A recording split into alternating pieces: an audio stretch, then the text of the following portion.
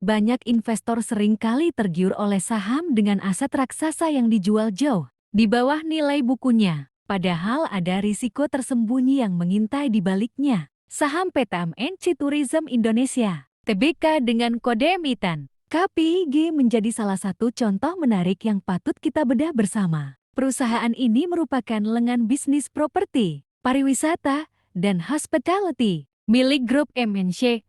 Roda pendapatannya digerakkan oleh dua segmen utama, yaitu pariwisata premium seperti Park Hyatt Jakarta dan The Westin Resort, Nusa Dua Bali, serta pengembangan real estate mewah. Proyek raksasa yang menjadi fokus jangka panjangnya adalah kawasan ekonomi khusus atau KMNC Lido City di Bogor.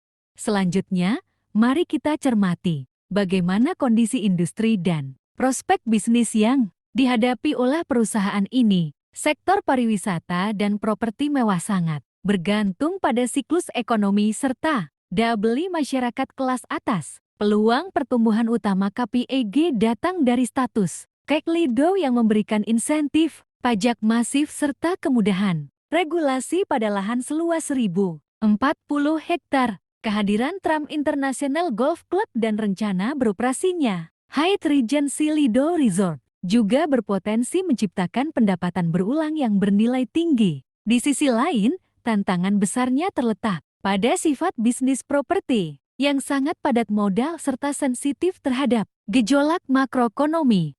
Memasuki analisis fundamental, kinerja pendapatan KPIG menunjukkan tren pertumbuhan yang cukup solid. Pada semester pertama tahun 2026, pendapatan tercatat tumbuh 15,5% secara tahunan mencapai 1,1 triliun rupiah. Namun, jika kita teliti lebih dalam, pertumbuhan di lini atas ini belum sejalan dengan efisiensi laba bersihnya. Tingkat pengembalian ekuitas atau ROE historis, perusahaan terbilang sangat rendah dan sulit menembus angka 5%. Di mana untuk periode 2026, diperkirakan hanya berada di kisaran 2,38%. Sejalan dengan kondisi kinerja laba, analisis neraca keuangan menunjukkan bahwa posisi keuangan perusahaan sebenarnya tergolong cukup aman dari risiko kebangkrutan utang bank. Per kuartal kedua tahun 2026, total aset KPIG mencapai 36,2 triliun rupiah dengan total liabilitas sebesar 6,9 triliun rupiah. Rasio utang terhadap ekuitas atau DIR berada di angka 0,24 kali yang terbilang sangat rendah. Walaupun demikian, struktur aset perusahaan didominasi oleh tanah dan properti yang tidak likuid, sementara posisi kas operasional tergolong tipis untuk membiayai proyek skala besar.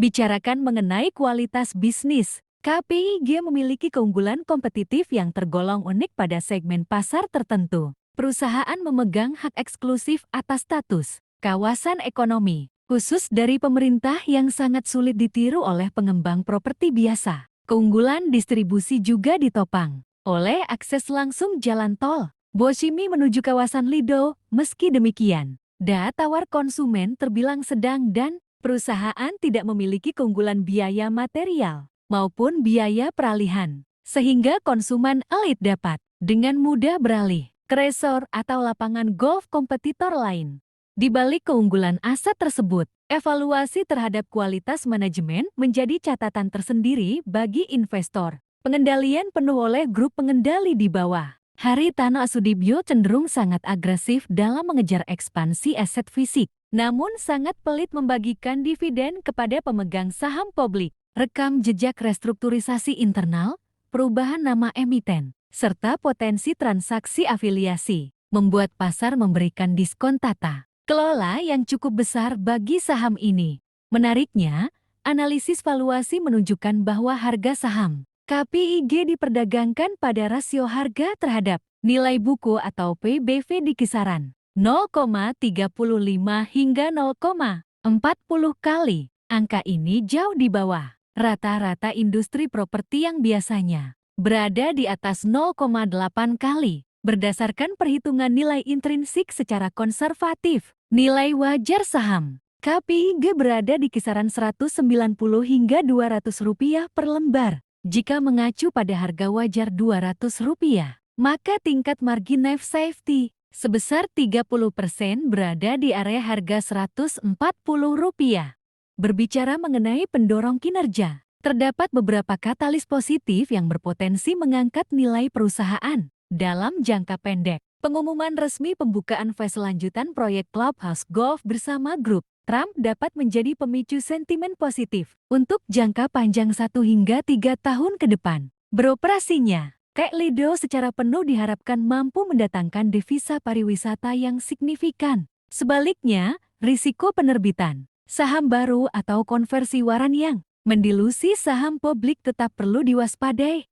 Di samping katalis positif tersebut, terdapat risiko utama yang membayangi operasional dan kinerja saham. KPIG, risiko bisnis mencakup kemungkinan gagalnya kawasan Lido dalam menarik wisatawan serta pembeli properti internasional dalam jumlah yang ditargetkan. Selain itu, ada pula risiko tata kelola perusahaan yang berpotensi merugikan pemegang saham minoritas serta fluktuasi kinerja dari mitra merek global.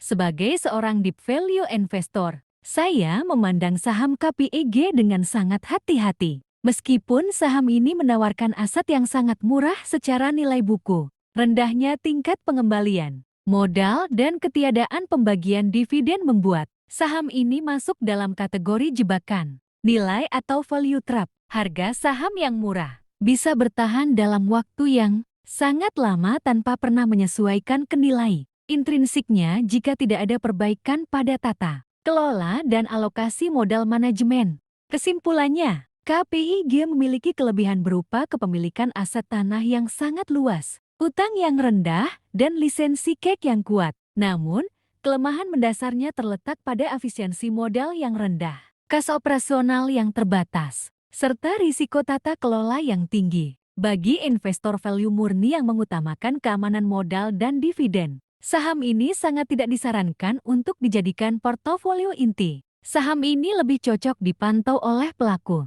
pasar yang memanfaatkan momentum pergerakan harga jangka pendek.